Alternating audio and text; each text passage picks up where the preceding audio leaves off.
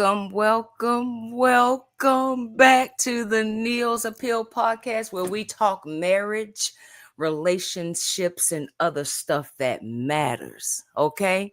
Yeah. We are in our new location, y'all. So Fred and I, we still trying to get our setup set up. Um, I don't know how good we looking on the setup, but we still here. And Man. this what it's gonna be till we figure out how we gonna work this thing. We done came off the couch. We in the office room now, so we ain't so laid back today. We sitting up on business, standing on business. Is that all right? That's all right.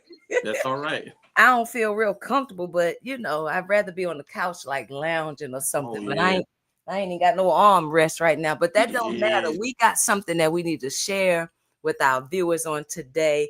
Y'all, today's episode. First, Chalmers, Felicia, let's give everybody a chance before we get started. Y'all go like, comment, and share. Share the YouTube page. It's at the Neil Appeal Show. And on Facebook, we just Facebook Live Kelly Franklin Neil. I have not yet to get the Neil Appeal Facebook up and running and going yet. I'm not the whatever that word is. I'm not that. And I need some help with that. I can't seem to get my head around the fact that you need to kind of like outsource and get some help with this social media stuff. If you don't have time, and I don't have time, but I'm trying to be obedient. The Lord asked me, it was specific, in my assignment for right now in this season to get on here and let's talk and have couples and it's also for it's relationships, period, because you can't get life right and relationships wrong, right? So right. And my prayer is that somebody listening in our brotherhood that got the expertise and the experience, well, God got the source for you. Come on. Do it all. Yeah, amen. They heard my cry just now, huh? They heard your cry. All right. And pity. All right, listen, we're gonna let them get on. How was y'all's day today while we letting everybody get settled and busy day? Busy. Yeah. You know what? A lady told me she's not going to say busy. She had 3 B's for what her day was when she's busy. And I don't remember them all, but I know she said blessed and booked and something else. So let me not say busy because that sometimes give a negative view. Right. Productive though. You could say productive. Very right? Yeah. So BBP. There we go. I don't know. That works. That works. That works. Chalmers, how about you, sir?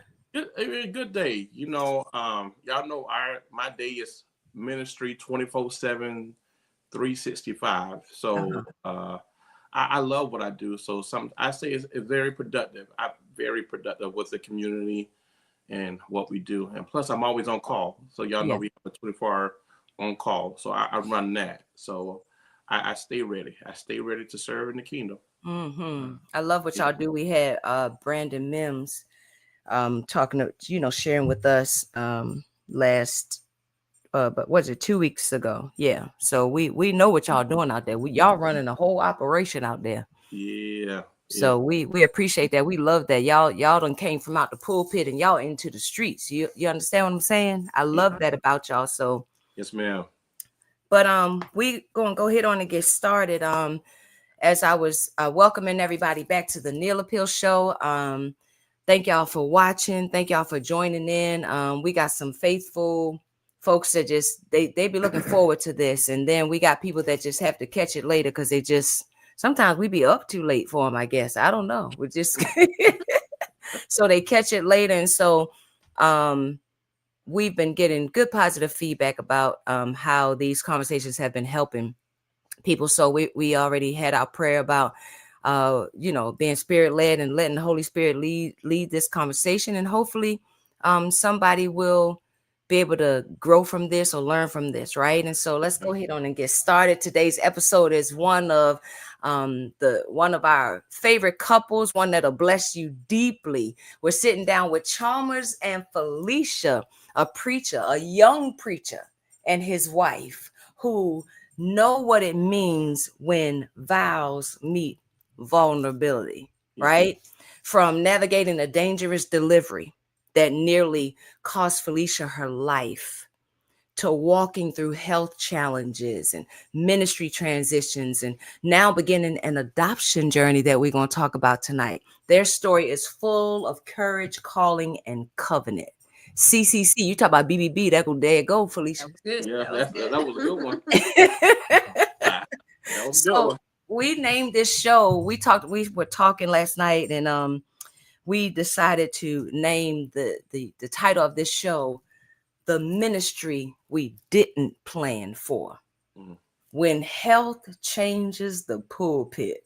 Yeah. Y'all, let's get into it. When sermons are written through struggle, you could still you follow what I'm saying? And when faith carries a family through unexpected seasons. Yes. Right?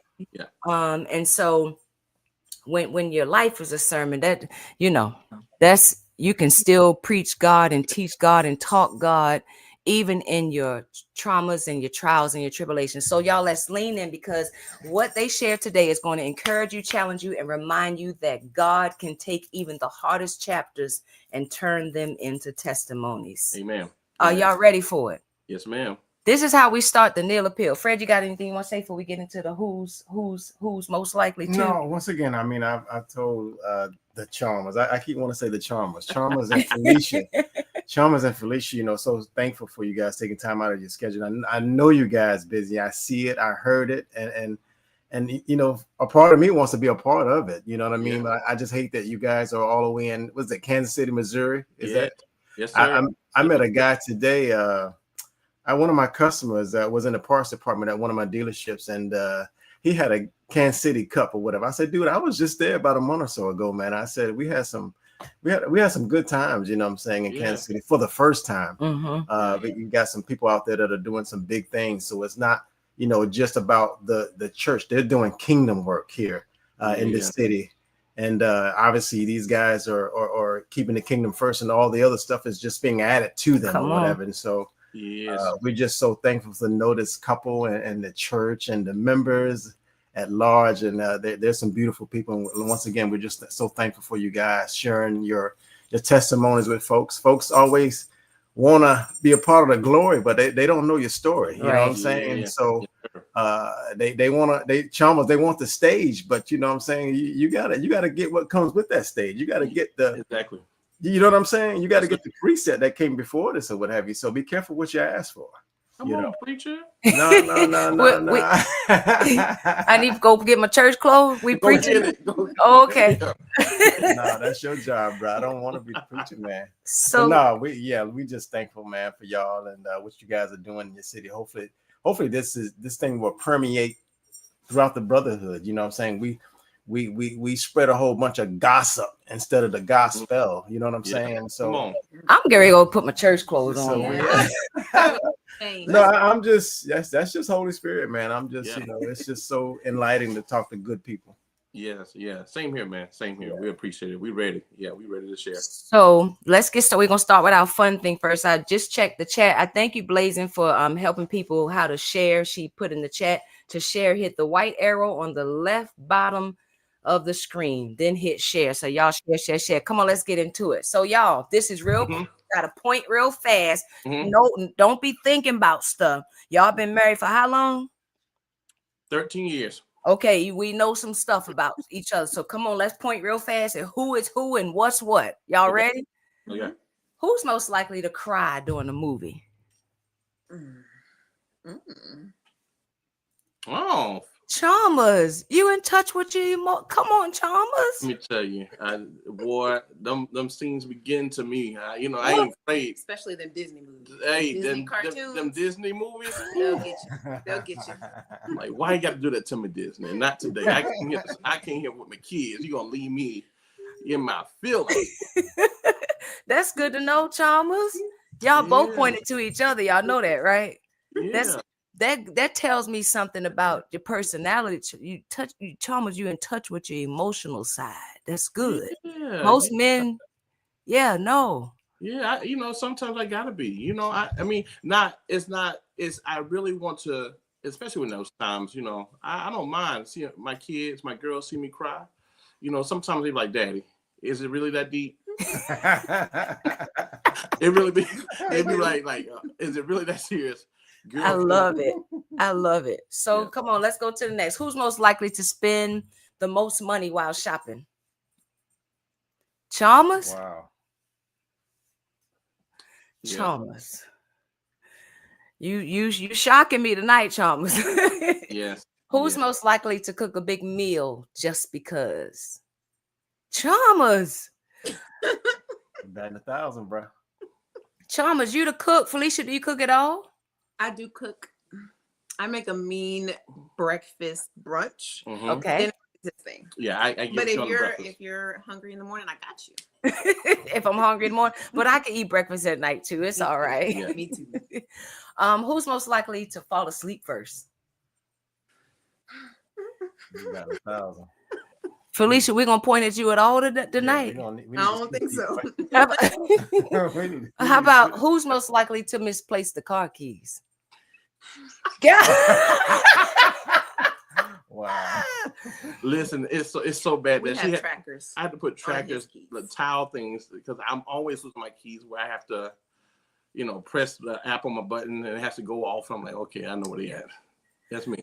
Okay. All right. Here you go, Felicia. Who's most likely to take the longest getting ready?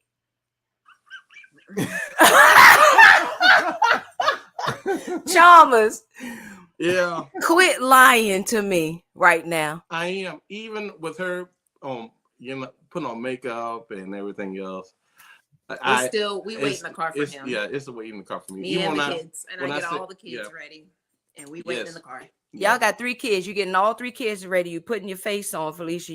And we still waiting on Chalmers in the car. Still waiting on Chalmers. Wow. Wow. We listen and we don't judge.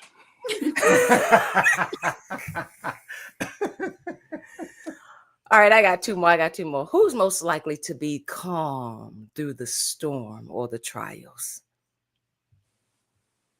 Felicia, you got one. Over preacher man.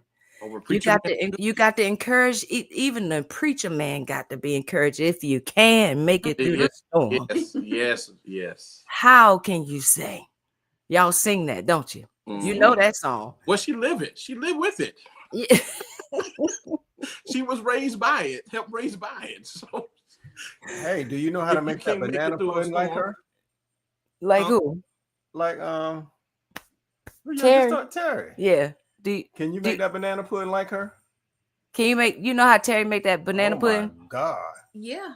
They make learned all from the family make it the same. Yeah.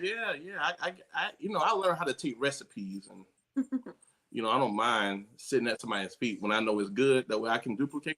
Yeah. I can do that.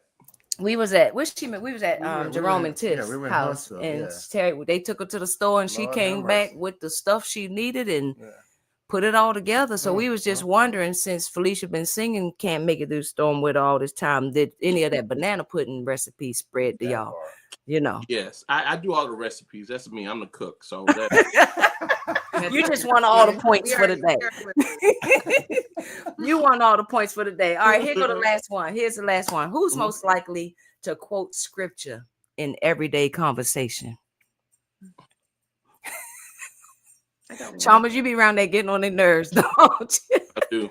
I do. I say tap self. Self, what does the word tell you today? And then when he does something, the kids are like, Daddy, say self. And I'm like, I don't hear it. I don't hear it. Wow. So come on, y'all. That was fun. Tell us about how y'all met. Do it all together. I don't want to keep going question after question. So how did y'all meet? Where did y'all meet? And you know, you already said you've been married 13 years, is it? So come on, give us the story, the truth, because the preachers always be lying out. Come on. I'll give the truth. Okay, come on. Leave it to him. It ain't right. Mm-hmm. So we met at Southwestern Christian College in Terrell, Texas.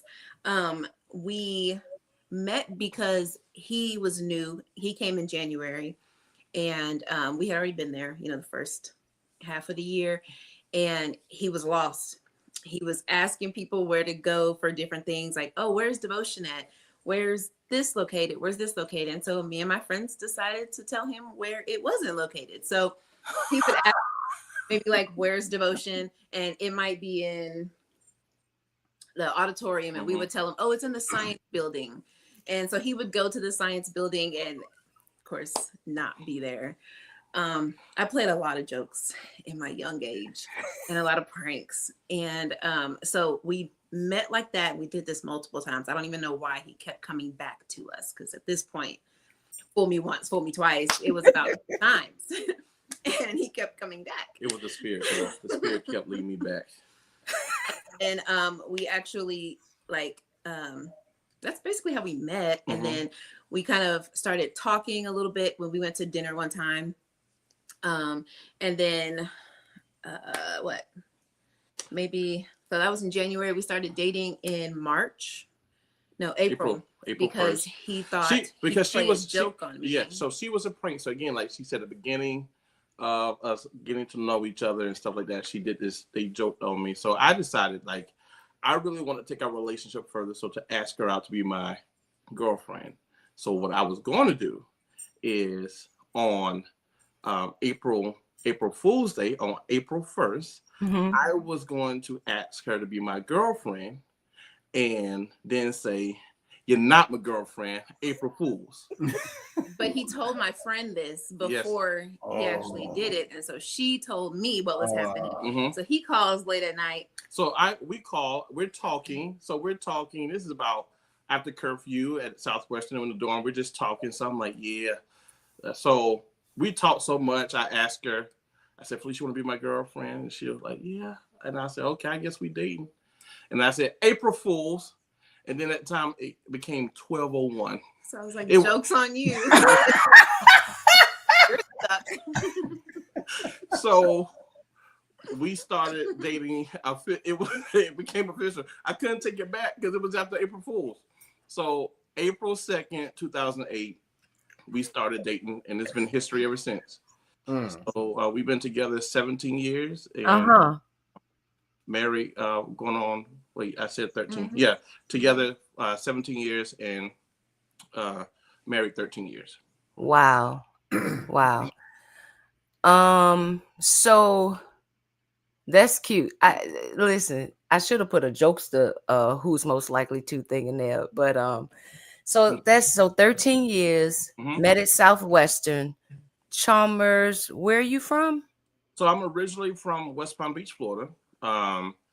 And then I had an opportunity to go out to Denver, Colorado. In Denver, Colorado, I was introduced to the Churches of Christ, and that's where I was baptized. Got you. From there, Miss Amy and Ramon Hodges from Southwestern Christian College came with summer tour, and they introduced me to a scholarship. It allowed me to go on to Southwestern. So that's my trip to her. And then after we started dating, then we started, we got married in Oklahoma and then lived there until we got our first assignment in Wichita, Kansas. Okay. So you said, if I heard you correctly, you said you got introduced to the Churches of Christ after school? Yeah, after high school, after graduating. Okay, gotcha. Yes, sir. Graduated high school, then moved out to Denver, Colorado. Gotcha. Yes, sir. So when y'all asked me about Florida and the Churches of Christ, had no idea. Had no idea. Yeah. Yeah. Fred ain't no either. I mean, it ain't about us tonight or whatever. But that's why I'm asking, because I mean, I wasn't born into this. I don't know what I call it anymore. What's institution? I say institution. I mean, because we got some characters in this thing. Of course, you both know that, for the most part. But no. Let me hop on these questions before we be. So, Felicia, let's start with you, because this whole episode was named with you in mind, right? So, can you share what it was like navigating life-threatening complications during childbirth and how that shaped your perspective on family and faith? We don't know your story, so I'm starting with just some basic baseline questions, and you can go ahead on and elaborate from there. But tell us what happened. You all have 3 kids, and I think you had some complications each pregnancy. So go ahead on and get into that. Tell us what happened. Okay. So with my first baby, Trinity, T1, everything was kind of pretty much going smooth up until close towards the end of everything. And they told me that I had preeclampsia, which has to do with like high blood pressure within pregnancy, which I never had high blood pressure before pregnancy, but had that, and went in for a checkup because I wasn't feeling great. And they told me, okay, well, you're leaving with the baby. We were not prepared for that. She was a couple weeks early, just a little bitty fragile thing. But delivery went smooth. Everything went smooth with her. Tristan, I started out as high risk because of having preeclampsia the first time. So Tristan, T2, having preeclampsia with her the whole time. So with that one, I had to do like double the appointments. I was seen at least once a month. And then once I got a little further down, it was like twice a month and then every week until I had her. And both times with Trinity and Tristan, I was induced. And with Tristan's, advocated for myself on some stuff. And then they finally listened and had her within like a minute or so from them finally just listening to me and tell them what my body is doing. Because they kept telling me, oh, no, it's not that. They just weren't listening to me. And then with Trinaya, T3, yes. Right. Our process once again was high risk. And everything was fine. She was born in March. January, I started just not feeling good. I was working as a 3rd grade teacher at the time, and the school I was at was up and downstairs. And so I remember walking up the stairs. It was kind of like 2 flights almost. Walking up the first step and with my class behind me, picking them up and going wherever. And we would have to stop and take like a break on the stairs because I was out of breath. Then we'd go up the next and we'd stop before we even make it to my room. And I'm telling them all of this and they're like, oh, well, the baby's growing, everything's fine. And I'm like, well, I've had 2 other kids. And so I know what it feels like when a baby is growing. I said, and something's just not right. And baby's growing. So it's like, okay, go about my normal life. It tends to get worse. Then we go to I don't think we were being induced. No, we had an ultrasound that day. Yeah. We had a specialty ultrasound. We had an ultrasound. Fluid around it. And that's when they're like, no, you need to go in and go ahead and have her.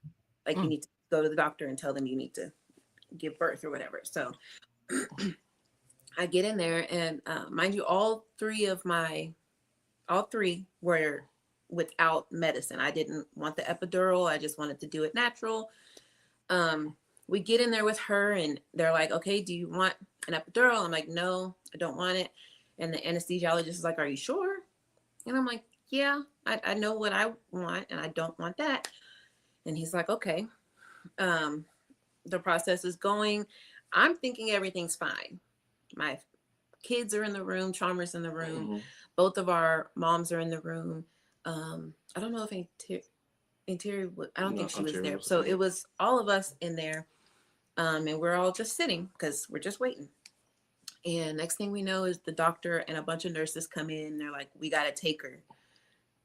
Her heart rate's dropping. And I don't really remember what was said. I hear that and I'm like, what's going on? What is happening? They roll me out from my kids and everybody. So that felt traumatic in itself. Sorry, I'm starting to shake. We get in we're going down the hallway. And I don't know if you've seen movies where they show the ceiling and it's like those lights. Yes. So that's what I'm looking up at. And so in my mind, this is it for me. Like this is where it ends. I get in there and I'm asking them, am I going to die? Is my baby going to, like, are we going to be okay? The doctor's like, you're going to be fine. We're going to do what we can, blah, blah, blah. The anesthesiologist, he was not as kind. I'm laying down and he puts his face over mine and he starts yelling at me. And he's like, this is why we tell everybody to get epidurals for this reason. And he's yelling in my face. And I'm like, but I didn't want it. I didn't know this was going to happen. And he's upset. So then they end up putting me to sleep or whatever. And that's what I remember. I wake up and I'm in the room with the baby. Yeah. So you y'all were in the hospital waiting to deliver. I was, And just all of a sudden, out of nowhere, they come in, taking you away from your family, going down the hall. Chalmers, what was going through your mind? They wheeling your wife away. Y'all don't know what's going on. What you mean heart? We don't have no heart issues. Yeah. And at that time, they didn't even say that. Yeah. And this, and where we're going is, this is before the diagnoses of congestive heart failure. You know, this is a moment where if Felicia can't breathe, then oxygen don't get to Trinaya. So in the delivery process, so they're monitoring Trinaya's heartbeat, they're monitoring Trinaya's oxygen as she's coming down that canal. And as Trinaya gets in this birthing process, Trinaya heart rate rapidly drops. So when they see that on the monitor, they are saying, no, let's get this baby out, or she's gonna die. The doctor, as she's rushing him out, and one of the nurses like, you know, we don't know if she's gonna make it out. So that's in the back of my mind. Like, I can't. There's so much going on. This is my wife. You know, this is my, you know, our future kid. But in the process, I have her mother. My mother-in-law's there. It ain't about this. Ain't about the husband. I have a mama and her child, right, to think about in this process, and I'm trying to hold it together for myself. And I know because my mom is there, and my kids are there, my mother-in-law's there, and in this moment, I couldn't help but think about.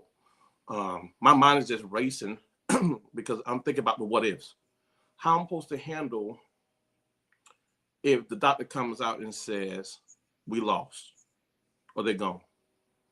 What am I supposed to do in this moment, Lord? And that what was going through my mind. So as the process is going, I remember walking out to some windows, and I just dropped to my knees and started crying. And Spirit says to me, if I bring her out of this, how are you going to treat her?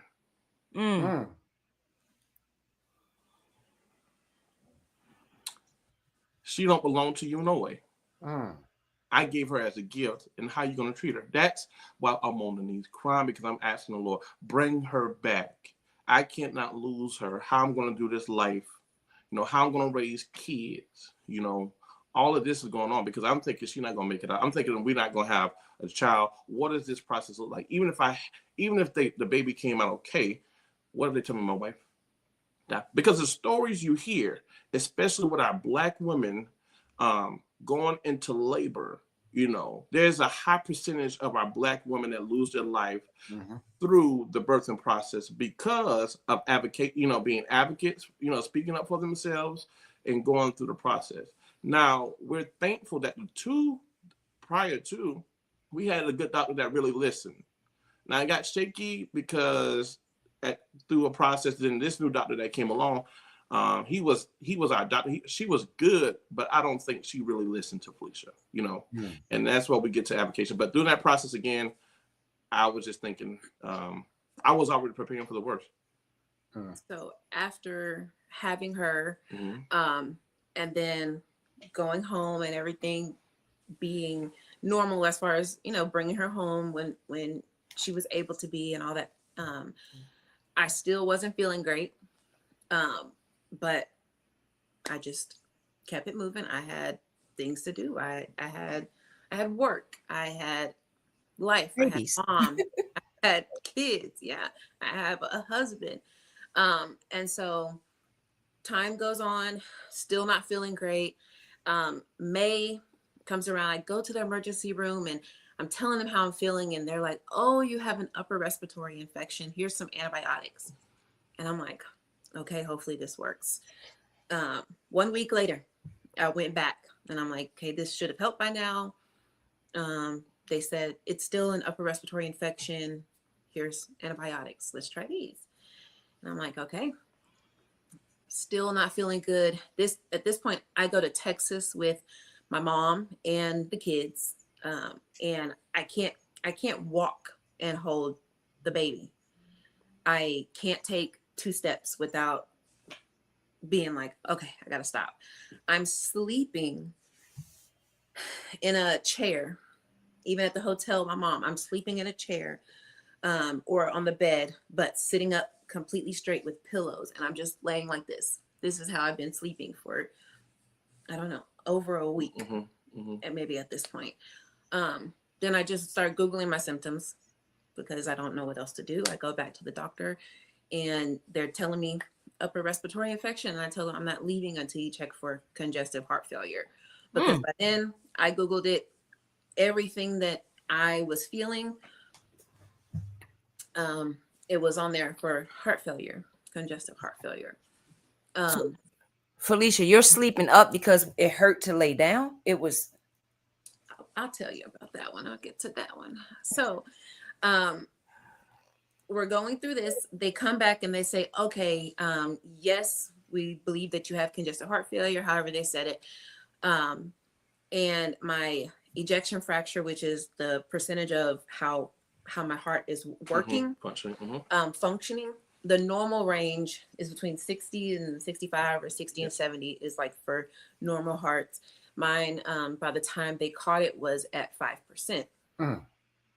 So him saying, you probably wouldn't have made it a couple more days. But I wasn't leaving until they checked it. So with that, they said, okay, well, we're going to give you some Lasix through your IV and get rid of fluid. I lost 12 pounds of fluid that was around my heart and my lungs within that night. Yes. And that's what was stopping me from sleeping, laying down, because I had all of that on me. So when I laid down, I felt like I couldn't breathe. Out of pressure. Yes. 12 pounds of it. And it's like, it could have been resolved. This has been happening for so long. I started feeling the symptoms in January. And if we would have caught it in January, I probably wouldn't have had to have the things that I had. Right. After that, they did a little procedure to make sure.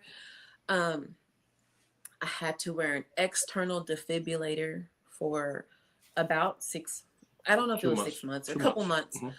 So this big old vest that had all these monitors on it and leads on it, so that if my heart stopped, that would shock me back. I had to wear that until my heart got up to 30%. When that happened, I was able to take it off. And then in February that next year, I got a pacemaker defibrillator implanted in. So got a little backup battery over here in case anything happens.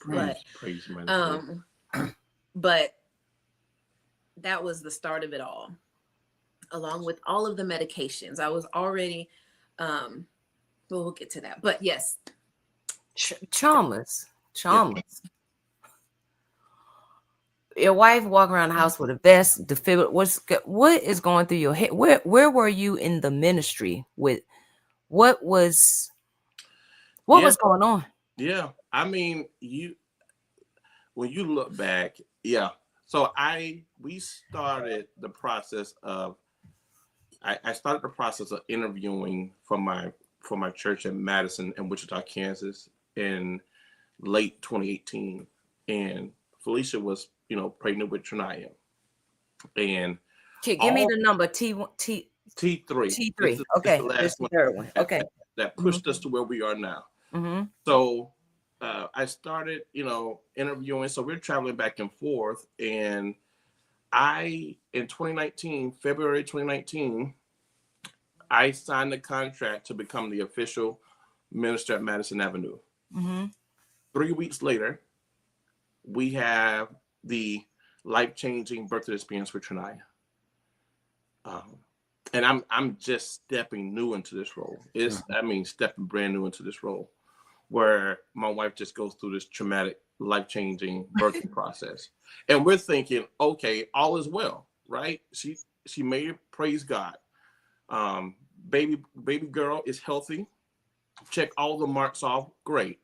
And we're thankful. And then 2 months in, we get the official diagnosis. And as a matter of fact, we get the official diagnosis on T2.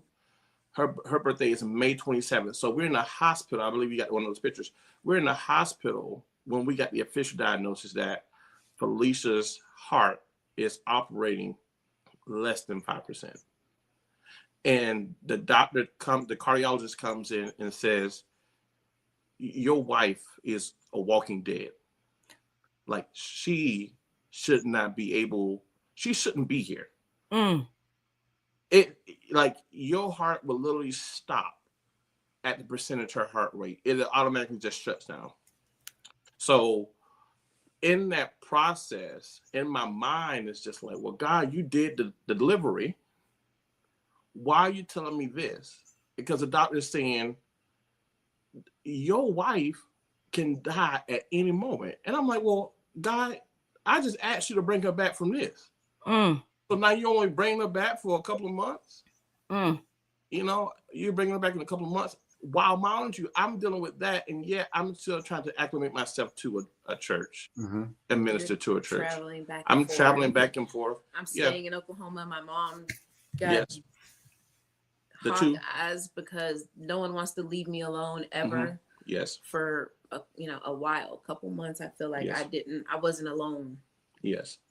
Yeah. No one would leave me by myself for too long. Yeah, I didn't know. I didn't, honestly. I was just stretched in at that moment, because for me, it's like, well, how do I minister to my wife? How do I minister even to myself? Let alone how do I just minister to this new congregation? 3 weeks in. 3 weeks in. 3 weeks in. 3 weeks in. And so we're May 27th. We got the official diagnosis, and I'm traveling back and forth again. And I said, you know what? I just need to let my congregation know. Like, I was literally going to quit. I said, Felicia, I'm quitting. We were thinking about, in the process saying we're going to move in August of 2019 to Wichita, Kansas officially. And I said, I'm quitting because I don't know what this is going to look like. I don't know how long we have, we don't know what the heart is going to do. We don't know any of that. And at the time, with Felicia's current weight and all that, she couldn't qualify for a heart transplant. So they were, and what I love about the doctor that we had, thank God for him, that he said that he want Felicia to keep the heart that God gave her. He said, my number one goal is to make sure that Felicia keeps the heart that God gave her. Yeah. And I had to let my congregation know. And when I let my congregation know, in the audience was one of my members whose husband was diagnosed with congestive heart failure. And, at the end, you thinking that I'm a young guy, so I'm thinking I'm about to go to this church. I'm about to change this church. Fred, I'm going to be preaching the gospel. We're going to pack those seats, not knowing that God's going to show me, I'm going to show you what ministry is all about. The ministry that you think you're going to affect, is not this ministry, but your first ministry. That's right. So I let the congregation know, and one of my members come and she takes us to the office. And at the time, Felicia's at church with us, and she has on this big vest. And I let the church know, and member comes back and she says, "Hey, I'm glad that you told your story. I'm glad y'all shared your story." She said, "Y'all don't know that God brought y'all to one of the best places and the best cardiologist in Kansas. Mm. And she said, my husband has congestive heart failure and he has done great work. And she says, there's a wait list for him, but I'm going to call him to make sure Felicia gets priority and be seen. Mm. And here we are. I'm thinking I'm doing ministry, and God takes us to Wichita, where God is answering the prayers already prayed. Yeah. And it was right there in the pews. So that was a whole lot. That was a whole lot going through my mind. But that process led us to Wichita, and Wichita led us to that healing process. We talk about the crisis. Wichita was our crossroad. That's good. Just when, you know, we think God isn't doing anything, he's always doing something. Always. Yes. You know, and you had in your mind your preparation to go here and get this church up and going, like you said, fill the pews or what have you. But you know what I'm saying, he's ministering to you at the same time. Yeah.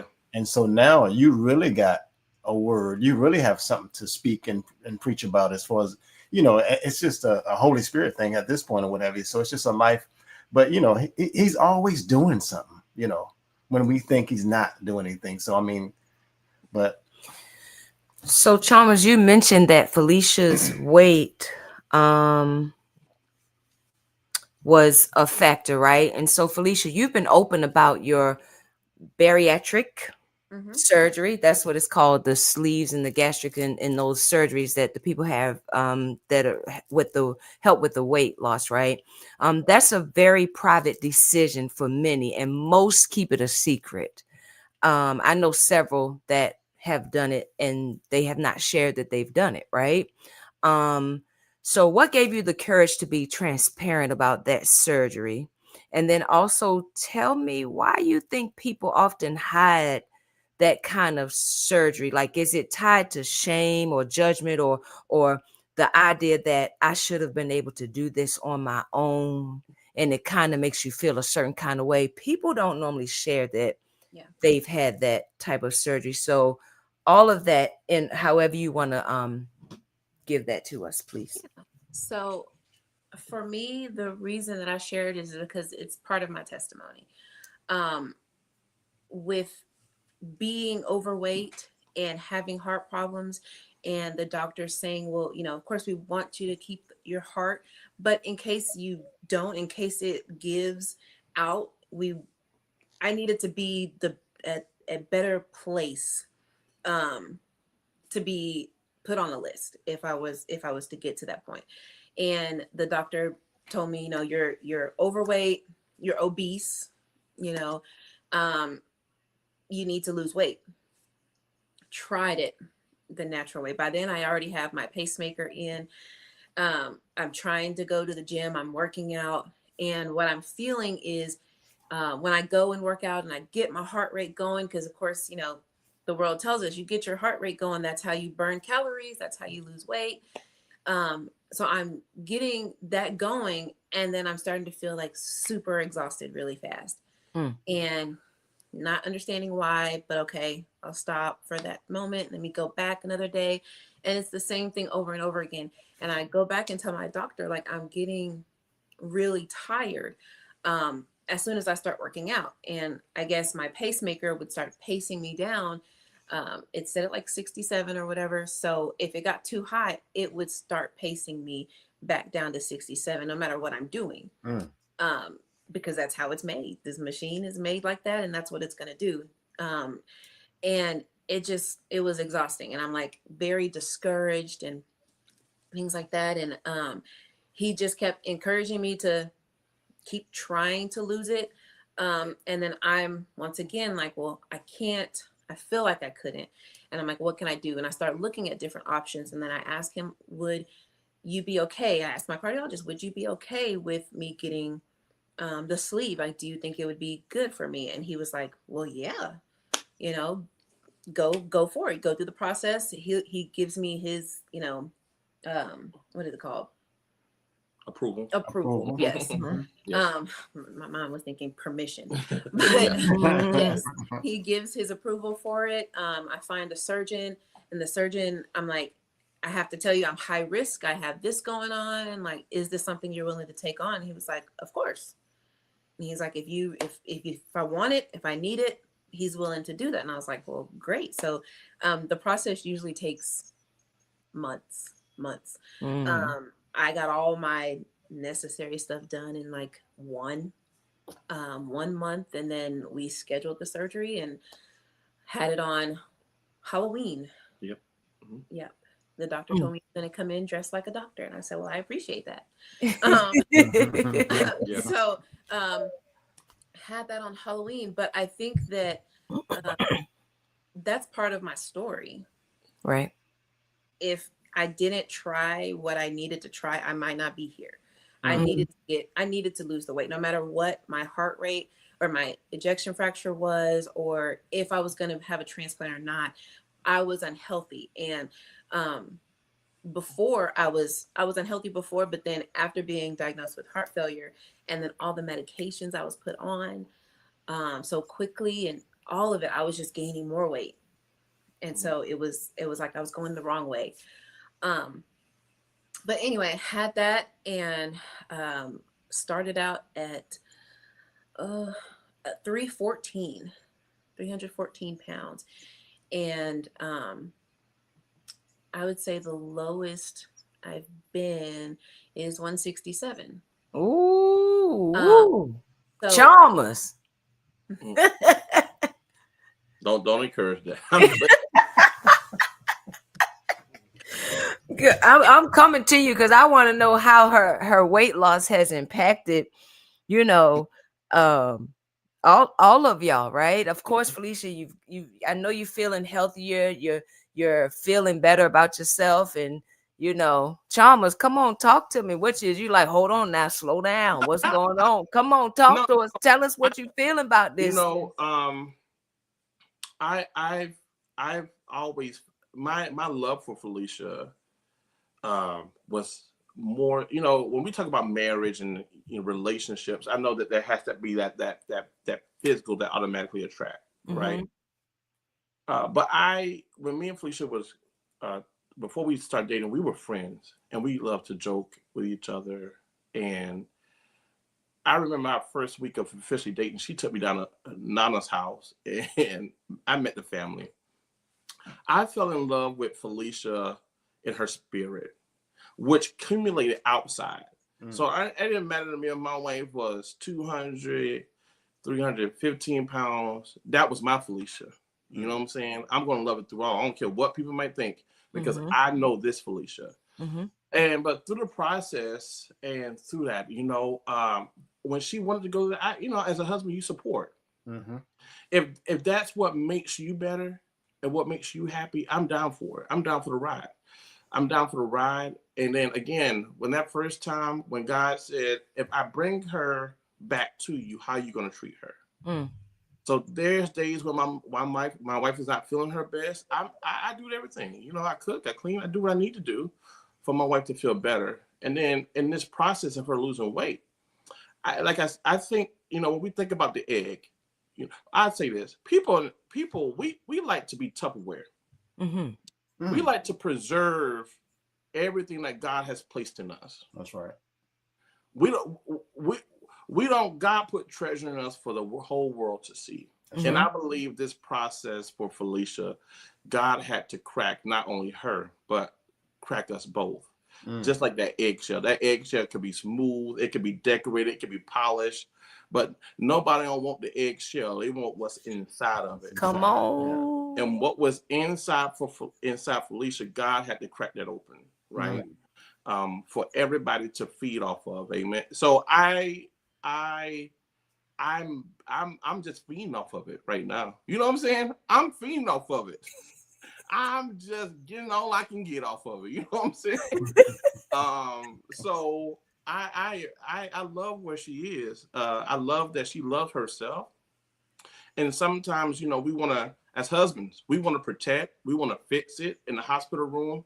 I wish it was me in that hospital bed. I wish it was me. They told you the Walking Dead. I wish it was me, where, how my kids, my oldest T1, we had to tell her at the age of, she's 12 now. So we had to tell her the age of 7, as she might say. We had to tell her that, Felicia prepared our kids in the moment that, hey, what happens if mommy dies? It wasn't even, it was, well, what happens if I'm laying on the floor? What do you do? If you have to call 911, how do you live? So we taught her how to read the mail, how to push the alarm system, how to open the door for them. And so she's 6, taking care of 6, or 7, taking care of her sister, and their relationship. But she was always very protective of me. When she would come home from kindergarten, she would try to help me by getting her sister and putting her in the rocking chair and rocking her to sleep every day. That picture was almost every single day.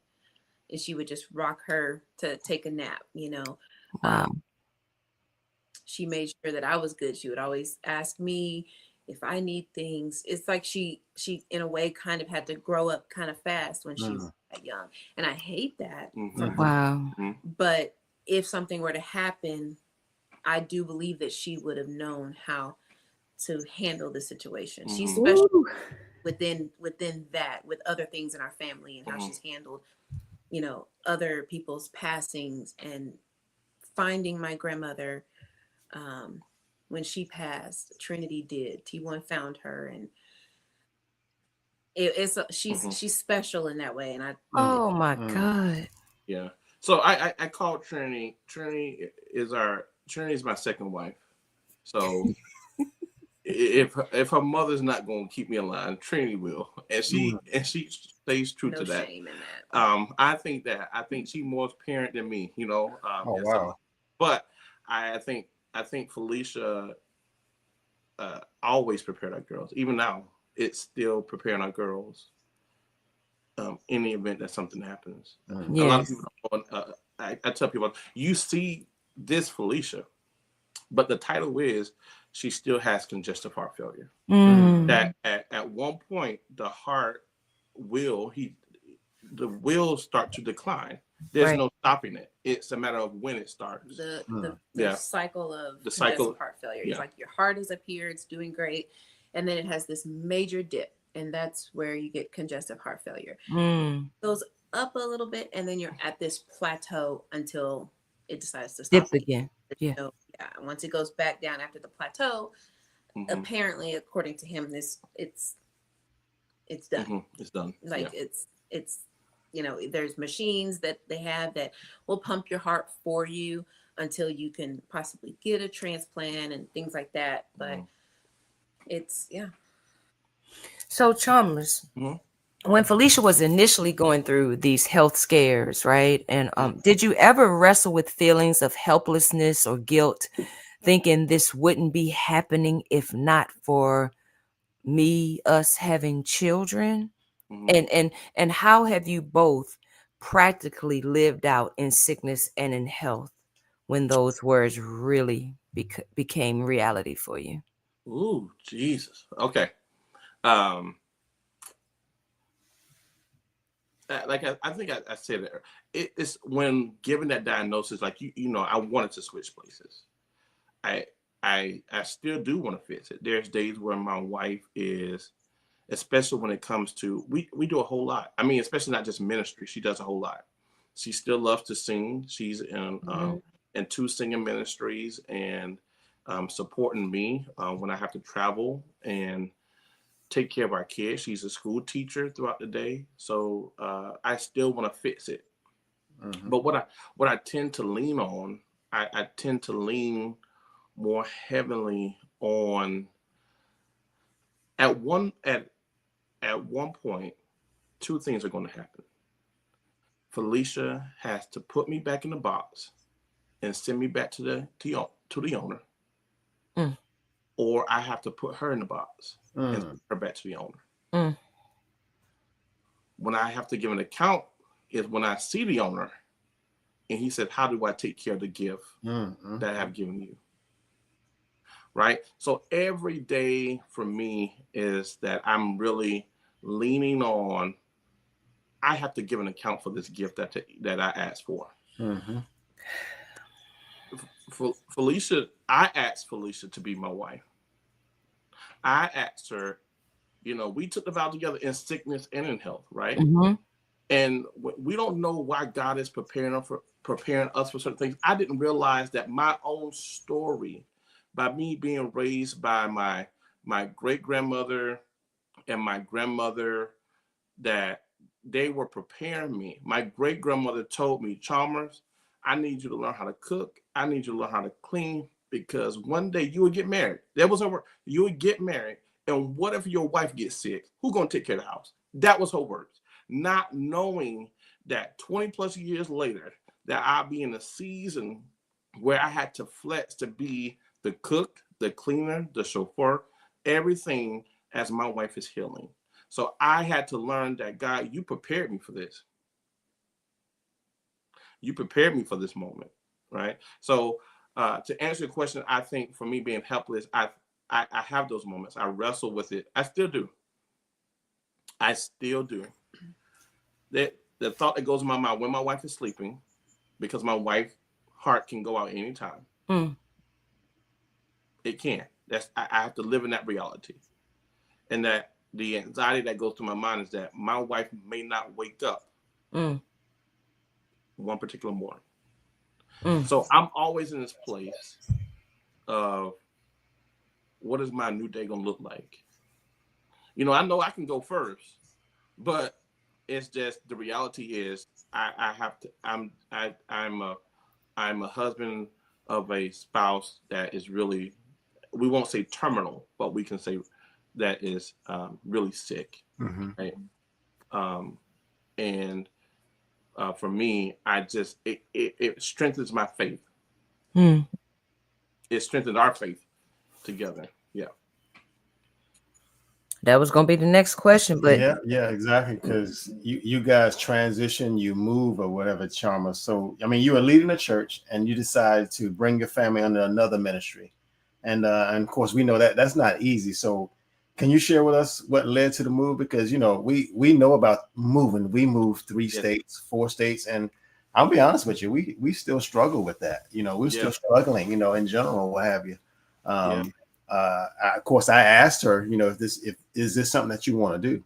Mm-hmm. So when my soon-to-be employer, I should say, I told him, I said, listen, well, I'll talk to wifey, and I said, we'll pray about it. And this was a phone call. And I had just got laid off from a job for 21 years. And I said, well, where's the job? It's not in Florida. They said, well, we got a job for you. It's not in Florida.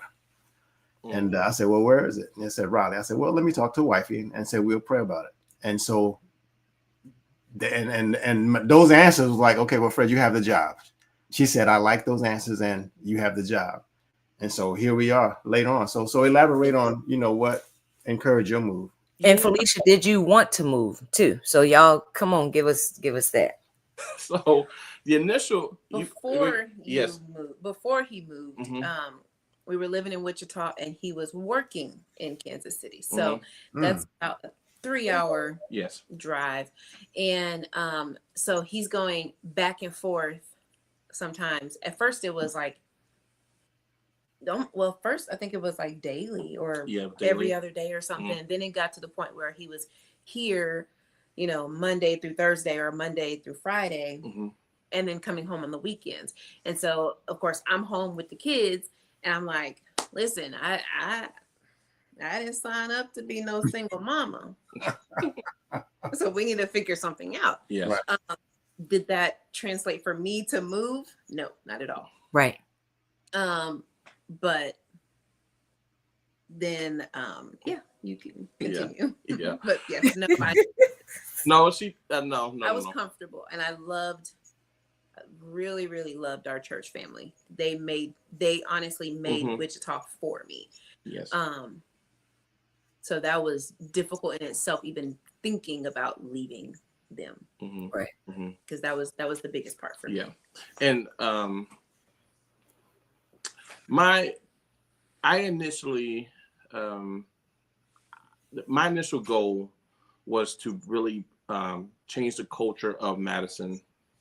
And I really, I've known Brandon since me and Brandon went to school together at Southwestern. So he's been a really close friend of mine. Brandon Mims, you're talking Brandon about. Mims, yes. Brandon Mims has been a close friend of mine since we like 17 years since Southwestern. So been in my wedding, and then I knew the things that he was doing with the nonprofit, right? And I want to duplicate that. And I said I have to launch a nonprofit in Wichita, Kansas. I have to. We have to think about doing ministry different to affect the community. Right. So I got the blueprint, and I launched our nonprofit, and through that process, we got our first grant. We were on a roll, right? And then he said, "Well, Chalmers, I can't teach you this over the phone, so you come work for me at Greater Impact, and come see how we're doing community ministry." So that's what I was doing. I get here, and I'm traveling back and forth. Two things are going through my mind. Number one, Felicia's still sick. What happens if I'm away and something happens? My church family, our church family there have access to our kids. They have access to Felicia. They have access to our house. I knew I could count on them. But for me, I needed my family to be where I can lay my eyes on them. Not just 2 days out the week, but a Monday through Sunday. But it wasn't until Brandon took me to a meeting, and I was at this special meeting, and something inside of me was just like, no, there's more here for you. You got to get the family here. You got to be a part of this full time. So I went to Felicia. I said, "Felicia, how do you feel about Kansas City?" "Oh no, we ain't going nowhere." I said, "What you mean we ain't going?" I said, "I believe that this ministry, this assignment, I think it's deeper than that. I think it's bigger than that. God has really, when I say God has really was really taking care of us in Wichita." I went to Wichita and I tell people I like to be transparent. There's nothing but to tell our story. I went to Wichita, and I was working for Chili's and I was running two stores, and I was making good money. We were making. She was a teacher. I was in the restaurant industry. We were making together 6 figures. But then I had this desire to do ministry full time. And when I did this ministry full time, I took a major pay cut from 70 to 35,000. Mercy. And at the time, again, my wife is saying, "Okay, I can go to Wichita and teach." That's the plan. That should get us comfortable financially.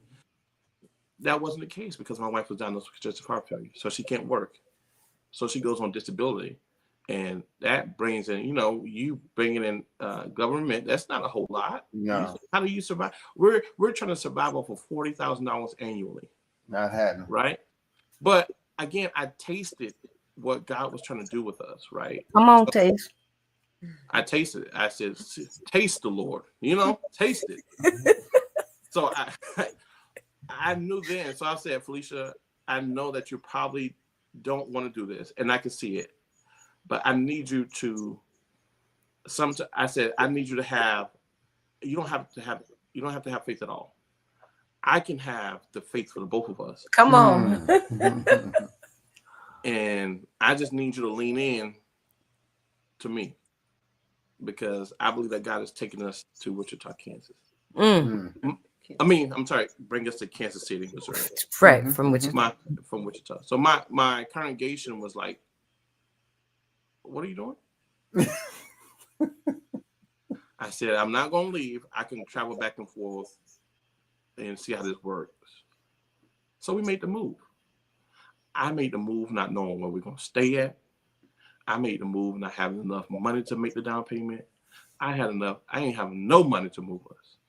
But thank God, God provided all that resources for us. Come on. Right there in the midst of our congregation in Madison, for one of my angels, I'm so thankful for her to allow us to make that move. But I'm getting somewhere, because I know my wife is saying, "Come on, preacher, get it together." When we made the move August 1st, the Lord placed us in the right home, all that, the house that we're in now. The kicker is we moved in August 1st. Felicia didn't have a job. She applied on August 4th and got the job offer the next day, August 5th. Because my wife is like, "Well, Chalmers, I know you moving us here, but Brandon ain't paying you that much to take care of all of us. Greater Impact ain't doing all that." I said, I know this looks strange. I don't know how we're gonna make this rent, but I know what God is gonna do. Right. Come on. We move in August 1st, not knowing how we're gonna make the rent, and Felicia get a job 7 days later.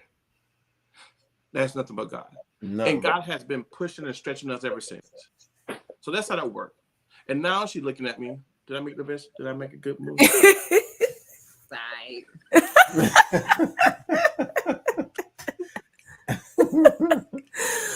This is wonderful. Let's jump to these kids, y'all, because while y'all are doing all this and doing all this moving, we got babies going on here, right? Look at these precious faces here. And look at them taking care of their baby sister. So nothing was wrong with T3. She was born perfectly fine. They got her out before any complications, right? Nothing's wrong with her, right? Nothing.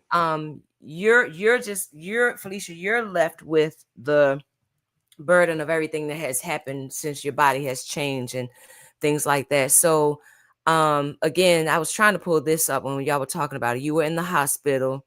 Here are the kids, right? So I'm showing these 3 girls, Fred, for this little fact that you don't know about. We get ready to jump right on into it. They have 3 beautiful young girls, right? And they are now looking into adoption, right? Yes. And I asked Chalmers, I said, what was it like? Right? Here's T1. This is the oldest. That's Chalmers Jr. She looks just like Chalmers. This T1. Then we have T2, right? So they had their children, no problem having children here. And most times people, when they're, doing adoption, it is because of a lack, or it's because of a void or something that they're trying to fill. But Chalmers and Felicia have this beautiful family, and they are now, God is adding to their family, expanding their family through adoption, right? So you have 3 beautiful daughters already. So like I said, it wasn't about a void. Can you share what stirred y'all's hearts toward adoption, and specifically from Ghana? Yeah, so I think where did this come from? You had 3 beautiful girls, and Chalmers, I know you want your boy, right? You wanted your boy because most men do. So come on, share with us and tell us where did this come from? I think from the beginning of our marriage, really, I used to always want 5 kids, and he was like, you get 3 max out of me, and I've always been like, okay, well, that's fine. You could say that, but I'm gonna have 5 kids. And then of course having our baby Trinaya, I thought she was a boy. I was fooled. And then they tell me I can't have any more kids. Now, that's not the reason that we're looking at adoption, but we've always been very welcoming into our house, because I feel like we've always felt like we have a lot of love to give, and that we are blessed. Even when we feel like we're stressed, we're blessed, and we've been in positions to where we can help somebody even just a little bit, whether it was somebody, a kid, an adult, whatever. But I feel like we always felt like we've had extra love to give. And no, it's not like we can't have our own children or didn't have our own children already. And I know that, like you said, people usually look at adoption when they can't, or something going on and they're not able to. But I think that we just have so much to give. Come on. I don't feel that it would impact our children negatively. We've talked to them about it. We're very open with them about it, and you know, they were excited. Trinity's like, well, as long as I get my shoes first, because babies cost a lot of money, you know. So she's looking at it that way. But Trinaya's like, oh, I can be a big sister. So that's kind of where I've been. We've always discussed, you know, if it was a possibility or if someone needed a place as far as adoption, foster care, whatever that looked like, we would do it if we could. And I feel that we can. So if everything works out with the process that that Chalmers has started, then it's meant for us, you know. So you can tell about the I didn't want no more kids. I didn't. I was. You look like you're saying that on this picture right here too. Yeah, like the one. Yeah, like that's it. Yeah, I tell my kids. I said I reap what I sow. I messed around with so many girls in my younger days that the Lord had to repay me and give me all girls. I knew I reap what I sow. So I'm like, okay, Lord, if I don't get this boy, I understand. It's for a reason. So I was okay, and I didn't want no more kids. I told Felicia, like, Felicia, I don't want no more. I told you at Southwestern, 3 and done. That's it. I'm okay. 3 and done. And it took me going. And the running joke is, I said, Felicia, God himself had to come down, knock on our door, and tell me, here's a son for you, or another kid. And God had to take me all the way to Ghana in Africa, and to take me to this village of hope, and to knock on this door and walk me in, and I fell in love with this little boy, and I felt the connection, as though God is telling me that it's not about y'all, it's about him. And not knowing, I don't know what God has planned for him or us or all of us, in the future.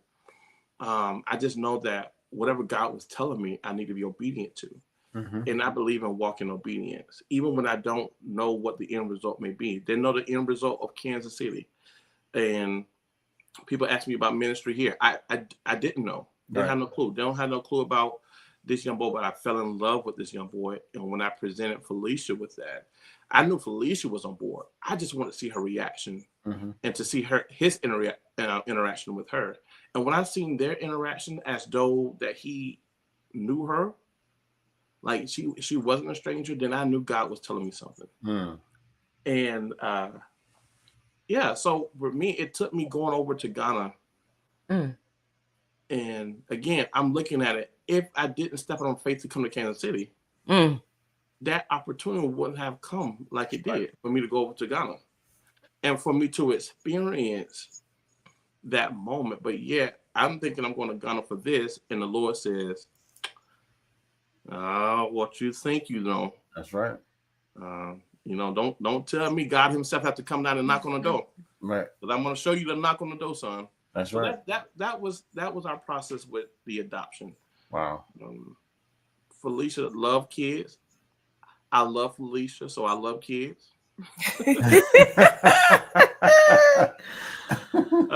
So that was an adoption, and people ask us, like, why adoption? Again, we weren't, our kids are, our girls. We love our girls. There's nothing that we wouldn't do for our girls, but we have extended nieces and nephews that the same thing that we do for our girls, we do for our extended nephews, right? So I believe that God was talking to us about this young man. Absolutely. And if God opens that door for him to come, for us to legally adopt him as our son, then I believe God has something in store for him. And we're just a catalyst. Come on. We're just a part of his story. That's right. Yeah. I got two final questions, and then we're going to go to this chat. Okay. So y'all if y'all want me to say something to Chalmers and Felicia, y'all go and put it in the chat right quick while they answer these final two questions. We always end the show with the Neil's appeal, right? What would be something that our viewers could learn from you all's message, right? And so I have just two questions to just throw out here, and y'all can pick on what you want to discuss or talk about. So for other couples listening tonight, what advice would you give when health changes create a new normal in marriage, right? And then also, if you could leave just one piece of advice for couples listening who are facing their own storms, what would it be? Or what has God taught you most about resilience as a couple? Or just what would something be to leave what dealing with either sickness or resilience, faith? Like you told Felicia, you ain't got to have faith. I got the faith, both of us. God gave me the vision, and Felicia, under submission, you moved with that, right? And it seemed to work out. They got a good little setup where they are. For those of y'all who don't know, where they moved to, Chalmers being obedient. Y'all leave us something. Leave my viewers with something that they can grasp hold to as a teaching that you all have learned through your story. You go ahead first. Okay, what I would say with from looking at how I went through things and how he took care of me every step of the way. I'm thankful for that, by the way. Aww. But I would say that it took him being, I guess, fluid. Yes. And kind of going with the flow, adjusting where it needed to happen. And then it also took me being okay with all of those adjustments. It was tough having to depend on someone for a while. It was depending on someone all the time, whether it was him or someone else in my family, but it was always depending on someone else. Not being able to do things for myself, and yet he still kept standing in that space, standing in that gap that I needed him to be in to help lift me up and lift our family up. Because it's a strike on my pride that I can't be the mom that I want to be when I want to be it. When being sick, I wasn't able to do things with the kids, but he would step in and make sure that they got to do things. And it felt like I was a bad mom. That's how I felt. I'm a bad mom. I'm a bad wife. And one thing that he did, and I would say, like, if there are other couples that go through things to where you feel a certain way or you notice your spouse feels a certain way, is to continue lifting them up and don't let them feed into that negativity. Because I'm good for hearing it or feeling it in myself and then speaking it and starting to like live in that pit. But he was always there to try to help pull me out of it, no matter how much I'm sure it was annoying. And, but he stood there and he was there with me through it all. He always had my hand. It felt like pulling me out of something. So one thing I would say for couples like that is be your other person's like rock, like hold their hand through it. It's not going to be easy all the time. And they may pull back and try to you can go, be with someone else that's healthy and doesn't have all these problems. Because I definitely felt that way. Like, why stay with me when I'm causing all of this Like sometimes I wish I just wasn't here so that you could just go live your best life. He didn't let me stay in that mindset. He did his best to not let me stay in that mindset for too long. So I would say just continue to be there and continue to pull when they try to pull away. Don't let go. Don't let the devil win. Yeah. Wow. He definitely tried. That's good. Girl, go ahead, Hold on, Chalmers, before you go. I want you to come behind. But Felicia, just seeing you grow up, just meeting you first, singing background with, your auntie Terry Mays, as she sing, "If You Can't Make It Through the Storm." So like Fred said earlier, you lived it. You've been singing it all your life. Everywhere y'all go, they always want y'all to sing that particular song. Yeah. Not just because Terry is so awesome with, not only because of that, but because of the words. It's so powerful. Yeah. You know what I'm saying? And we be going through it, and just listen to that song, the tears just flow because you're not yourself. You're not acting like God is the captain of your life. And so hearing her sing that, and y'all with that tight background, just watching you as a little girl and growing up, and even what you just said just now, the maturity on you. Wow, I can see God. I can see how God has moved in your life. And so I'm just glad I know you, and that you call me auntie. And, I feel special just being able to, share, you all being transparent tonight. That's huge. Like I said, people don't even talk about the surgeries, the gastric surgery and things like that. That's not something people normally share. But like you said, it's a part of your testimony. And transparency helps healing people. You know what I'm saying? So Chalmers, come on, give us something we can learn from your resilience, or your because you're in touch with your emotions. I love that about you. Thank you. And someone so give us something, help the men. Well, I again, I appreciate, when we think about our ministry and what God has taken us through. God, Felicia and I, this story of ours is our ministry, and we wouldn't be who we are if it wasn't for this story. Right? People ask us, "Hey, y'all so close, y'all so funny.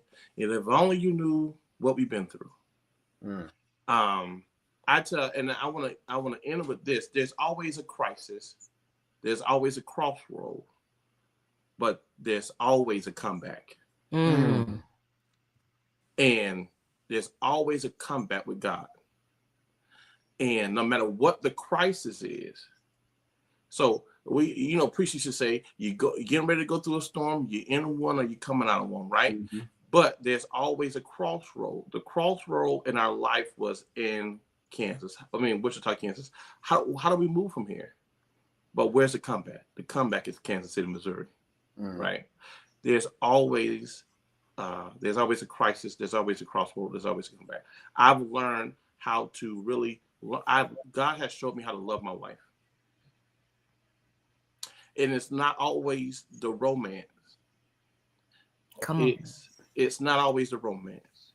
It's the partnership of the covenant that we've made with God. The only thing that's holding us together is God, that glue, right?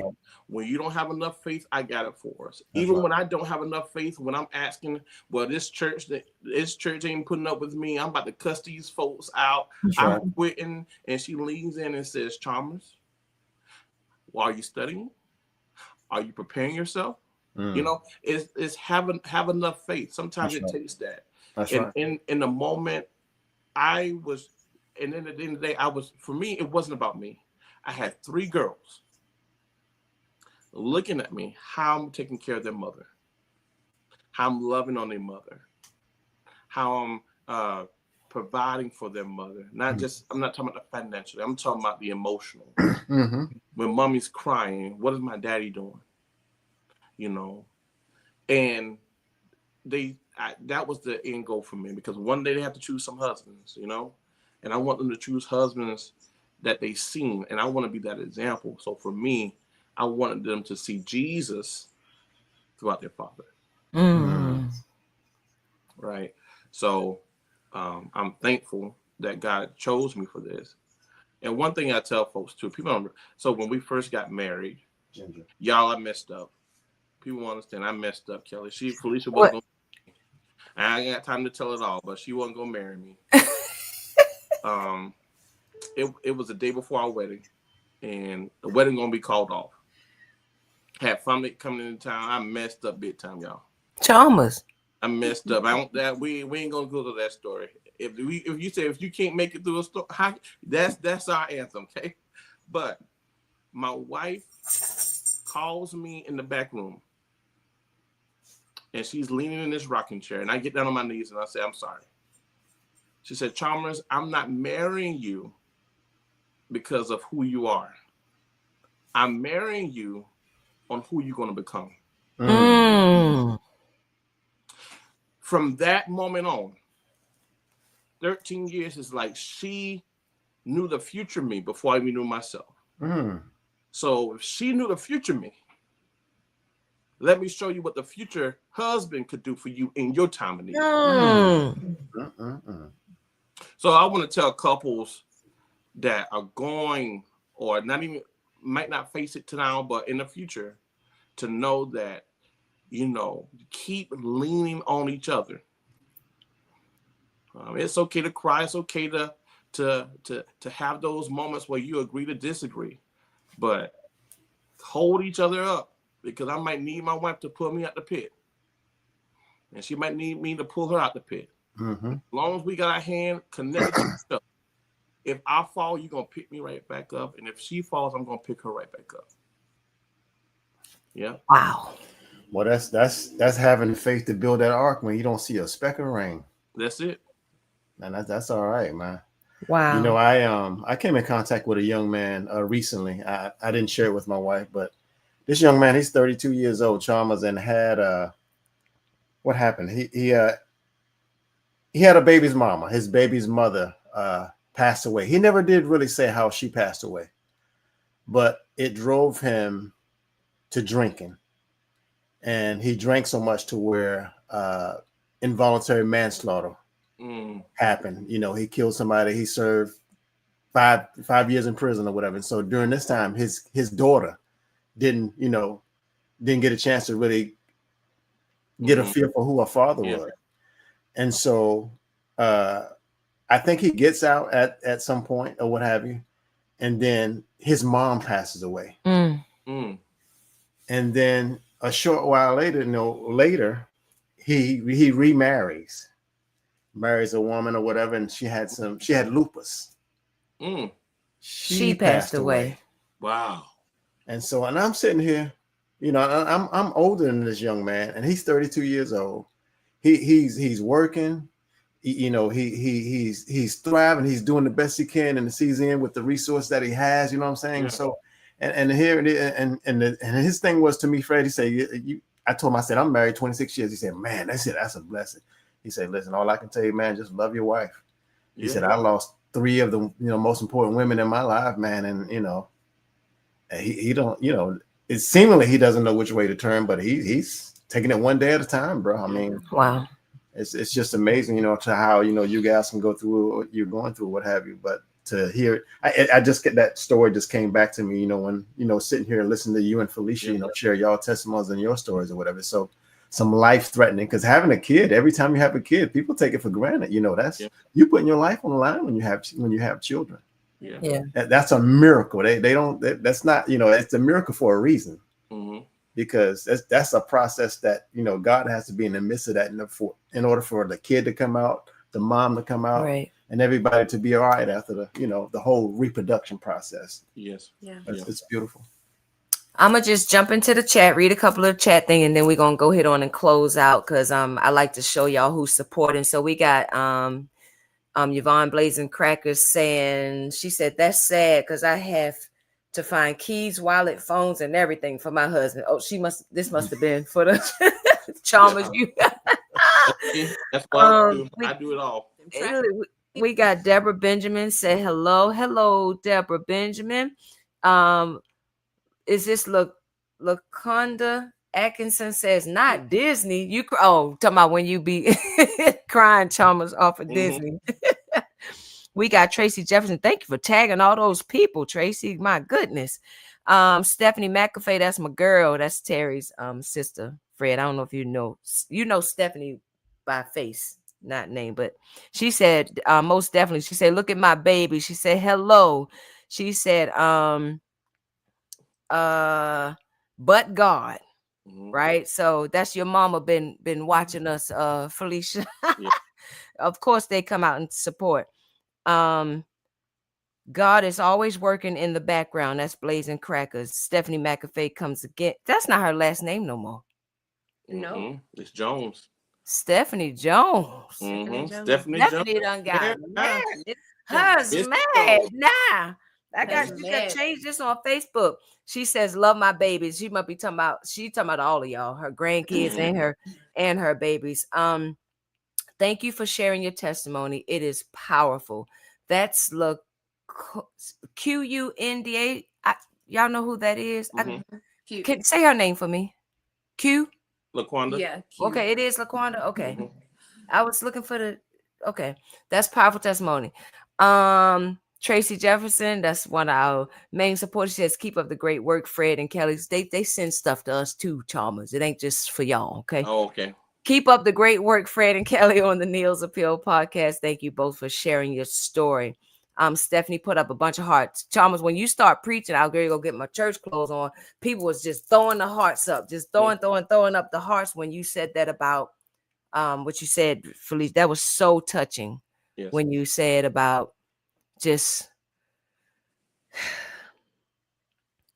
that becoming. She ain't married who you are. She married who you becoming, and the fact that you just love her, and I'm giving her back to God, Lord. Y'all are so. That's a mature young couple talking, like young couple that is truly mature, and I appreciate y'all for that. We got Tawana. This my girl. She says, Kelly, the Richardson's testimony brings tears to my eyes. That's true love. So beautiful. And then in my YouTube chat, Terry Mays, yes, he can cook. My po nephew, yes, it's a family recipe that my sissy learned and shared. She talking about that nana pudding. Terry Mays says, yes, I was there watching T1 and T2. My nephew takes care of my nieces. Terry done took over this whole chat. Yeah. My nephew takes care of my nieces very well. I love their love. And then my niece's growth process is a beautiful journey. May God keep teaching you, Fee. Right? Did I say that right? She called you Fee? Yeah. Most of all, may you keep listening. I love you. Hearts, hearts, hearts. And then our girl Charlotte Battle from our church says, Chalmers and Felicia, you are a beautiful couple.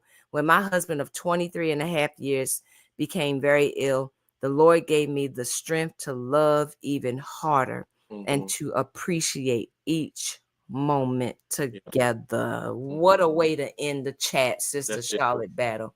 Yeah. Y'all, I love y'all. Is there anything else y'all want to say before we? I love y'all. Y'all, this. Well, one thing I want to say, I know y'all married, but you're my first COC crush, and I told Fred, but I love you. I've been loving you since day one. We just thank God for y'all ministry and where God is taking y'all. And I know that this is a new season for y'all as well. Yeah. But we're praying for y'all and y'all journey, and knowing that y'all always have a place here in Kansas City, Missouri. Yeah, I know it. Listen. I've been there. I've seen it for myself, and I remember Chalmers and Chance. Yeah. Well, what a powerful conversation. Thank you for that, Chalmers. I appreciate that. Felicia, thank y'all for y'all transparency. About your health battles, the ministry shifts, the adoption journey. It shows us that marriage is not about perfection, but about persistence, faith, and love in action. That's it. Right? Love and action. So if you're walking through your own unexpected ministry, whether that's sickness, transition, or family change, we pray you'll take courage from their story. Remember, your vows matter, your faith matters, and your journey can still glorify God. As always, we leave you with the Neil appeal. Don't just survive the struggle, invite God into it and watch him turn it into a sermon. Yeah. Because that's really what a sermon is. It's a story of the struggle, the lessons God teaches through it, and the hope or wisdom you carry away at the end. Your life can preach too. That's it. And I see the preach in y'all's life, right? You're not just from the pulpit, but from how you endure, how you love, and how you keep trusting God through it all. Y'all, Fred, is there anything you want to say? No, I mean, just like you said, love is the action word or whatever. And obviously they exemplify that at the greater metropolitan. Yeah, that's beautiful, man. We can't wait to come back, bro. I'm serious. Yeah. Y'all know we invited again. They told y'all? Yeah, come on. Okay, good. It's on the schedule. Come on back. Come on back. I just wish more churches would get more involved into the community and things that you guys are doing and what have you. So I'm very interested in getting, reaching out to you guys from that perspective. Yeah. Well, if those are going to the Nehemiah Summit, I bet you Mim's is going to do a workshop. Yeah. On how to get connected. So we're going to present every opportunity that we can just to do what we do. Yeah. Yeah. Absolutely. Y'all good. Blessings with y'all with the adoption process. And we praying for y'all. We're going to keep y'all in prayer. Felicia, I love you. Always have. Chalmers, love y'all. Thank y'all so much for joining us. Until next time, y'all wave by. We're going to play our outro. And let's meet backstage because Chalmers, I want to know what happened that Felicia's about to call the wedding. No, we ain't talking about it. Wave bye to the Neil appeal.